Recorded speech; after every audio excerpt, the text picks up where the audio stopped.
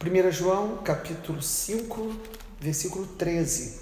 Vamos concluir hoje a nossa meditação diária de 1 João, lendo esse último capítulo, versículo 13. Estas coisas vos escrevi, a fim de saberdes que tendes a vida eterna. A vós outros que credes em o nome do Filho de Deus. E esta é a confiança que temos para com Ele, que se pedirmos alguma coisa segundo a sua vontade, Ele nos ouve. E se sabemos que Ele nos ouve quanto ao que lhe pedimos, estamos certos de que obtemos os pedidos que temos feito. Se alguém vir a seu irmão cometer pecado, não para a morte, pedirá e Deus lhe dará vida aos que não pecam para a morte. Há pecado para a morte, por esse não digo que rogue. Toda injustiça é pecado, e há pecado não para a morte.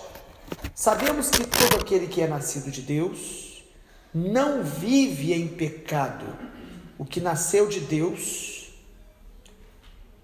aquele que nasceu de Deus, o guarda, e o maligno não lhe toca.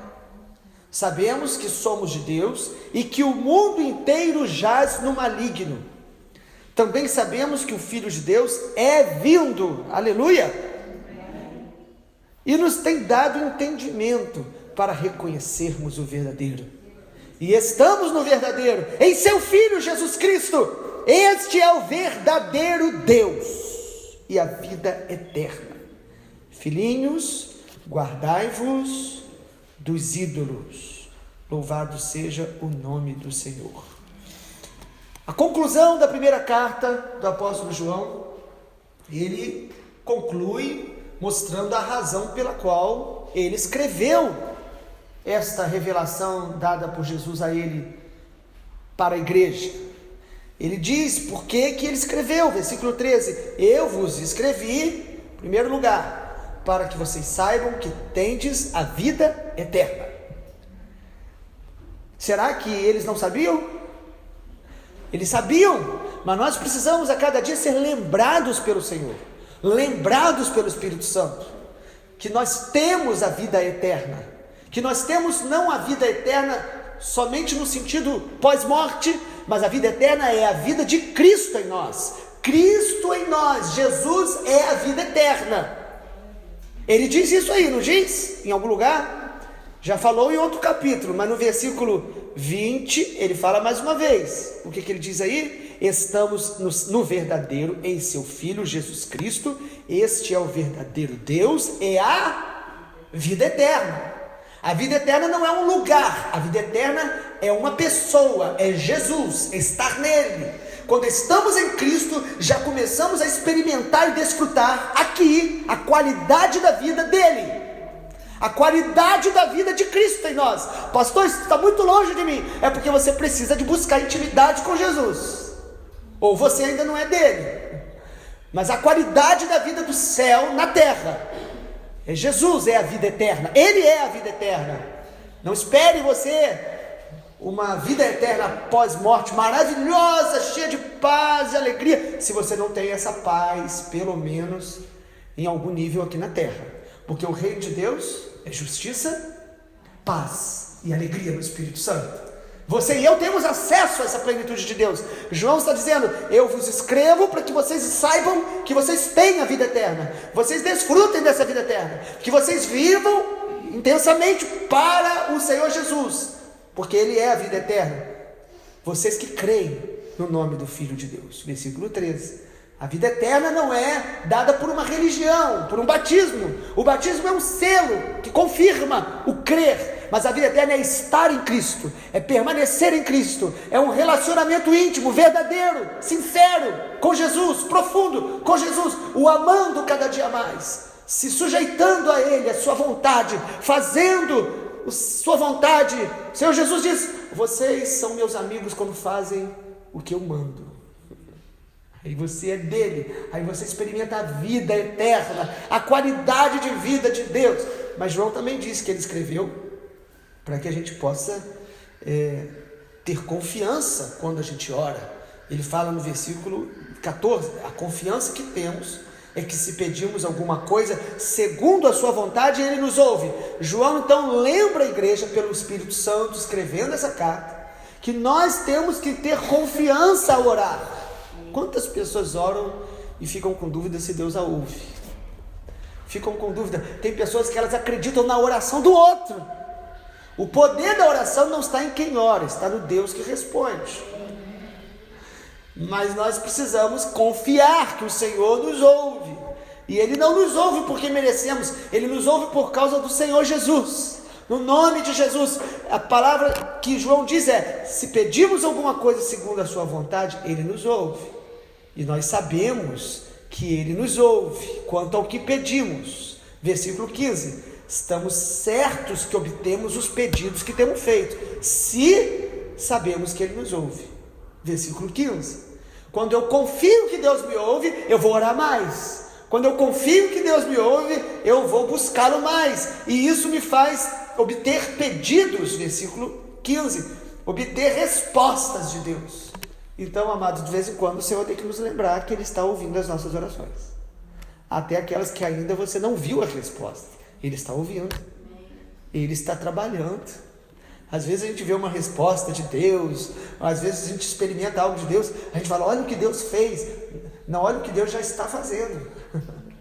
Ele já está fazendo. O seu futuro, Deus já está preparando, já preparou. Lá em Efésios capítulo 1, diz que Ele já nos abençoou com toda sorte de bênçãos espirituais. Mas a desconfiança, a incredulidade, a dúvida vai bloqueando a nossa oração, ou vai tornando a nossa oração sempre cheia de incredulidade, superficialidade. João escreve dizendo: vocês têm a vida eterna, e o que vocês pedem segundo a vontade dele, Ele responde, Ele ouve oração. As orações dos santos, as orações da igreja movem os céus para a terra. O reino de Deus se manifesta na terra em resposta à oração.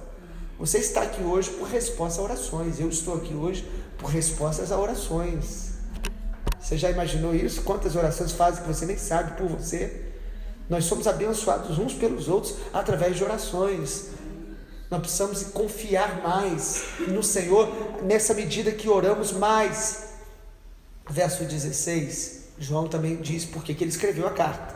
Ele também conclui essa carta dizendo: se alguém vir o seu irmão cometer um pecado que não seja para a morte, pedirá a Deus e Ele dará vida. João também diz: eu escrevo essa carta para lembrar a vocês que a oração que vocês fazem, Deus ouve, e não só a oração por vocês, mas nós devemos orar uns pelos outros. Orar para que Deus traga arrependimento ao irmão, para que Deus restaure irmãos. Ele diz: se você ver o irmão pecar, ore. Ao invés de ficar acusando, julgando, ou às vezes brigando com o irmão, nós podemos e devemos orar pelo irmão. Orai uns pelos outros. Confessai os vossos pecados uns aos outros e orai uns pelos outros. A oração pode mudar o coração de uma pessoa, trazer arrependimento, trazer mudança, transformação. E tem um detalhe nesse versículo que é extremamente, às vezes, difícil da gente entender, porque João fala que alguns casos não é para a gente orar. Agora, que casos são esses? Não dá para a gente desenvolver isso nessa meditação da manhã, com pouco tempo. O primeiro aspecto que eu quero destacar é que você não deve deixar de orar por alguém por amargura. Não é porque você está amargo, com raiva, dizendo: eu não vou orar mais, porque João disse aqui que não é para orar. Ele está dizendo que essa oração que você vai deixar de fazer vai ser algo que o próprio Deus vai te mostrar que aquela pessoa tomou um rumo de apostasia definitiva, tomou um rumo de rebeldia definitiva, e é uma entrega que você faz a Deus. Não é que você vai parar de orar por amargura. Ele está dizendo: não ore por esse, deixa que o Senhor vai tratar com ele. E às vezes também é para que a gente não fique preso a algumas pessoas emocionalmente que estão totalmente erradas, e a gente começa a orar na alma todos os dias e sofre, fica mal, e começa até a pegar as dores da pessoa, até concordar com erros da pessoa, porque a gente ora por aquela pessoa e lamenta porque ela está desviada, ou rebelde, ou na iniquidade, e a gente começa a orar na alma, e alguns começam a se contaminar, porque estão orando movido muito mais pela alma. Só o Espírito Santo para nos mostrar essas coisas. É bem difícil na mente natural, mas João diz que ele escreve também para nos estimular a orar uns pelos outros, para Deus perdoar e restaurar pessoas. É maravilhoso quando você ora por alguém e você ora e você começa a ver Deus mudando o coração daquela pessoa. Há uns 2 anos atrás, mais ou menos, nós oramos com uma pessoa aqui, de outra congregação, que estava afastada, e Deus nos levou a orar semana sobre ela, e uma pessoa da família vinha orar com a gente. E um dia eu falei para aquela irmã, nós vamos orar, mas nós vamos orar específico, para Deus levantar essa pessoa desta maneira. E irmãos, passou alguns meses, Deus fez exatamente como o Espírito Santo nos levou a orar, sobrenaturalmente. A pessoa é bem conhecida na cidade, por isso reservamos os detalhes, mas essa semana eu encontrei com a irmã que vinha aqui orar por ele, e ela olhou para mim, muito tempo a gente não se via, desde o tempo que Deus fez tudo, e ela olhou para mim no meio daquela igreja, ela, pastor, Deus fez exatamente como nós oramos há 2 anos atrás. Eu falei, e ninguém sabe, nem vai saber. Ela, ele nem imagina. Eu falei, e é melhor que ele não saiba. Nós oramos específico, mas foi uma oração do Espírito, não era nossa vontade. Parecia loucura você orar para que uma pessoa desviada, absolutamente afastada e até decepcionada com o Evangelho, oramos, o Espírito nos levou a orar e Senhor, traz ele de volta, mas levanta ele como um missionário que vai impactar nações. Deve estar na 6ª viagem. E ele falou para mim num encontro informal, não sei mais viver sem isso. A oração do justo pode muito. Podemos orar mais pelos desviados, pelos novos convertidos, pelos crentes mais velhos, pelos nossos pastores. Será que não precisamos? Ore mais, confie mais. João termina a sua carta lembrando. Por que será que os apóstolos, o Espírito Santo usava tanto eles para lembrar a gente a orar? A gente já sabe disso, não sabe? Sabemos aqui. Mas no nosso espírito, o Espírito Santo precisa nos lembrar constantemente acerca da oração. Orai sem cessar. Mas o João também escreve dizendo, versículo número 18, sabemos que quem é nascido de Deus não vive em pecado. Parece que João está mostrando que esse pecado para a morte não é só um tipo de pecado, mas no contexto parece que é aquele que vive deliberadamente no pecado. Ele não tem arrependimento, porque o apóstolo João nos mostrou que pecamos. Quem diz que não tem pecado é mentiroso, mas quem é do Senhor, ele se arrepende. Ele se arrepende. Às vezes leva um pouquinho de tempo, e quanto mais quebrantamento, mais rápido a gente se arrepende. E ele está mostrando isso, e ele fala, quem nasceu de Deus, o maligno não lhe toca, porque Deus o guarda. Por que o maligno não lhe toca? Porque ele se arrepende, porque ele muda o coração, ele é quebrantado. E aí ele diz, sabemos que somos de Deus, mas o mundo inteiro jaz no maligno. Na conclusão também de João, ele nos lembra que o mundo jaz no maligno. O mundo está na jurisdição do maligno. O mundo, sistema, maneira de pensar, o curso, a maneira de viver dessa geração. É impossível amar a Deus e o mundo ao mesmo tempo. Nós precisamos lembrar sempre disso. Quem ama o mundo é inimigo de Deus. Inimigo de Deus. A Bíblia diz isso de várias maneiras. O amor por Deus nos liberta do amor ao mundo. E concluindo no versículo 20 em diante, João diz, sabemos que o Filho de Deus é vindo. Irmãos, eu não sei o que você sente quando lê isso. Em todas as cartas do Novo Testamento, a lembrança é, lembre-se que ele está vindo. Incrivelmente, os anjos, quando estão ali, na hora que Jesus é assunto aos céus, na frente dos apóstolos, em Atos capítulo 1, os anjos dizem, varões galileus, vocês estão olhando para o alto, mas da mesma maneira que ele subiu, ele voltará. Jesus estava acabando de subir e já estava sendo anunciado a vinda dele, porque a vinda dele precisa queimar no coração dos filhos de Deus. Precisa nos inspirar todos os dias a viver uma vida para ele, para a glória dele. E aqui João então conclui sua carta também dizendo, vocês sabem que é vindo o Filho de Deus. E ele diz, e nos tem dado entendimento para reconhecermos o verdadeiro. João, concluindo a sua carta, também diz que Jesus vai nos dar entendimento para reconhecer a verdade, o que é verdadeiro. O Senhor vai nos mostrar a verdade à medida que nós somos sinceros, à medida que nós somos humildes. Quanto mais sinceridade, quebrantamento, humildade, Jesus vai te mostrar a verdade. Você não vai ficar preso no engano doutrinário, vindo de pessoas, falsos mestres, no engano do seu próprio coração, que o nosso coração é enganoso, mas o Senhor vai nos mostrando, isso é coisa do teu coração, isso não vem de mim, isso é coisa do inimigo. O Senhor nos mostra, se formos sinceros. Senão, nós vamos começar justificando. Não, eu quero fazer isso. Alguns até espiritualizam. Eu estou fazendo isso, mas Deus já disse para mim que está tudo tranquilo. Não foi Deus não, querido, foi o teu coração.